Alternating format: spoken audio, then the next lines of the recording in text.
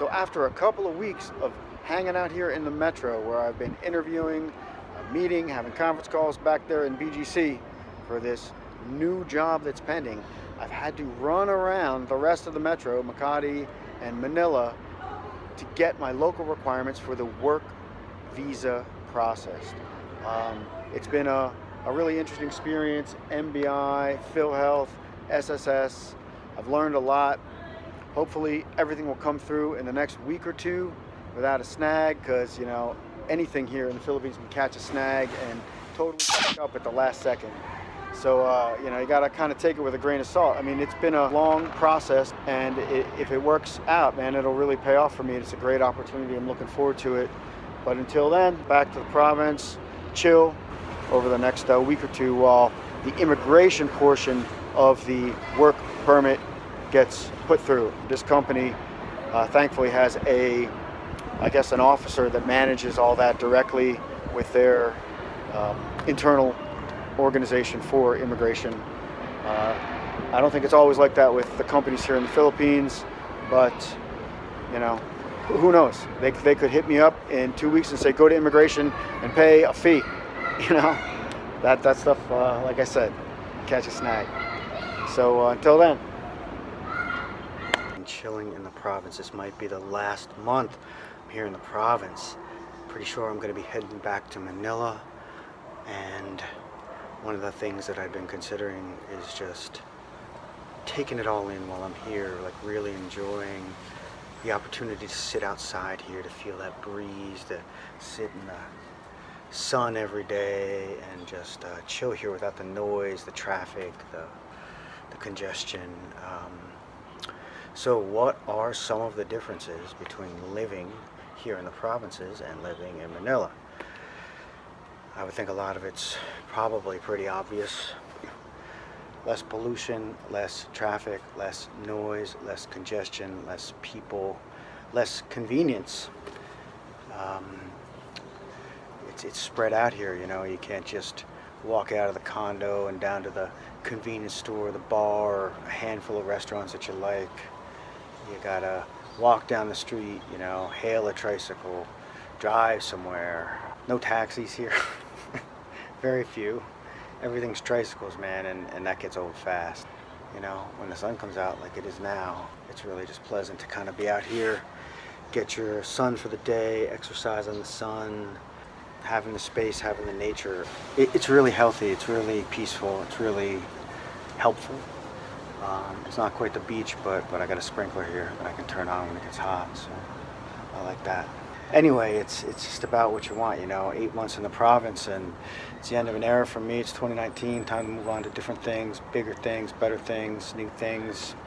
You got to keep pushing yourself, got to keep challenging yourself. That's just sort of the way I got to roll.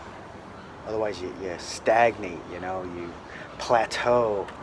Once you start to plateau, you're just going to slope downward, and you don't want that. Living here in the provinces north of Metro Manila, it doesn't mean you're going to be walking a kilometer or two to get your water. Might mean that you're going to be doing without things like hot showers or AC. But you know, with the incredibly high cost of electricity here in the Philippines, it's probably better to let yourself acclimate. And although hot showers are divine, there's something really refreshing about the cold shower, especially when the sun is so hot and it's really all you can do to sort of keep cool. Provinces is a term that gets thrown around a lot here in the Philippines, so I think there is a distinction depending on how far out you are, what region you're in, Visayas versus Luzon. I guess it just matters what your preference is.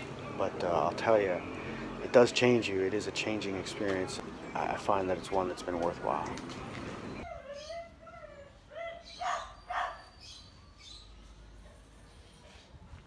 Living here in the province, there are little villages like this one, and some of them are gated communities. In other words, you have to pass a security guard to be able to get in. This one is not. It's an older community, but notice the house behind me. You see how it in and of itself is gated? A lot of the homes here are set up like that, and people talk about safety in the province, living in the province, but not in a gated community. That place is gated.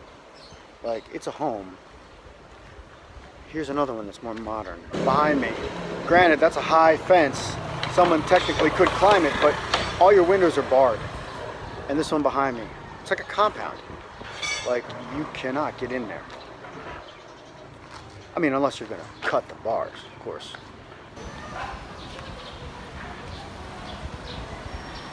It's completely enclosed. Behind me here, high gate with nice little spikes on top, but you'll notice that all the windows also are barred. Another more modern setup behind me, high gate, and all the windows in those little condo units or apartments are barred. So unless you're cutting bars to get in, it's going to be a challenge. A lot of the streets in the village also have these gates that bar them off at night, so they'll close them at night. They don't let a lot of local traffic come down there. Lots of different designs for safety gates. I like this house. I remember seeing it. It's got this like cool upstairs backyard, second floor thing.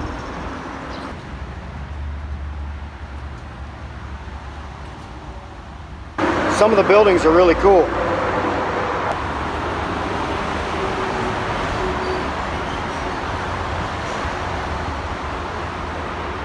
This is a little shortcut back here. Definitely a little more chill, simpler lifestyle for sure. What's up, guys? ¿Cómo está?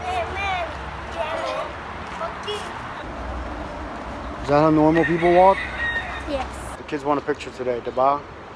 Okay. Okay. I don't know what that is. What's that?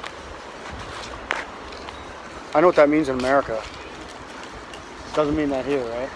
Okay. I guess not. I don't think they understand.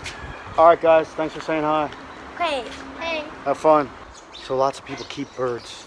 You can hear birds all over the place, little songbirds and stuff, and it's definitely one of the sounds of the province. Besides the roosters and the dogs, it's usually pretty quiet. I mean, you get a lot of breeze, sound of the breeze in the trees. I have to admit that's always refreshing and soothing to hear. I find that it just makes me feel like I'm in nature, and I have a feeling that I'll miss it. It's one of the things that I almost never take for granted, you know. The Bulacan area, and they got these vans, but they aren't real vans, but they might be, I don't know, I doubt it. They look cool. Yeah, you can't buy vans for 200 pesos, but hey, not bad. I don't wear a lot of polo shirts. I guess these are all probably knockoffs, Ferrari and Polo and all these other stuff, but they're only like 180, 200 pesos a piece, and they're well made and they're new. I don't want to shop in the mall anymore.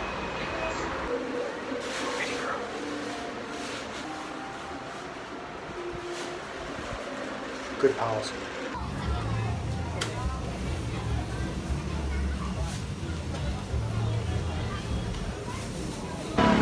All right, that was an unexpected, fun province clothes shopping trip. We're going for street squid today, and I'm tempted, man. I love that calamari, but I can't risk getting sick starting work next week. It's part of a garden project, and we made a salad for dinner tonight, but didn't have any ginger. So let's check that out.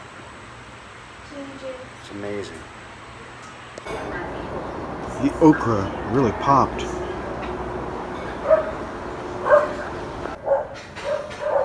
Peppers are coming in now too.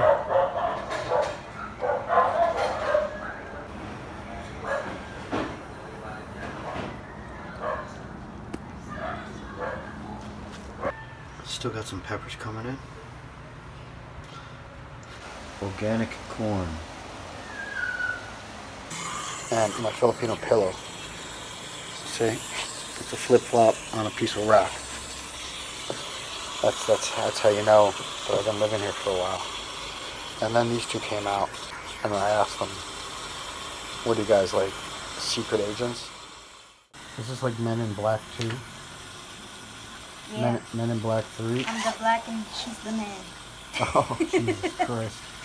That's unkind. Although with those shorts, it doesn't surprise me. Although those baby heads make it hard to believe. Alright, so the plot thickens. At first I thought it was just Men in Black 3, Filipino style. But now I see that it's riding gear. Because they bought a new motorcycle.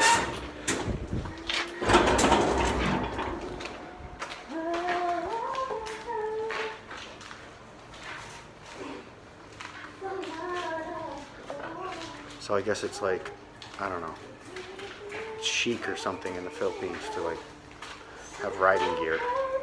Thanks for watching. If you like this video, please hit the thumbs up and subscribe for more. It's Manila, baby.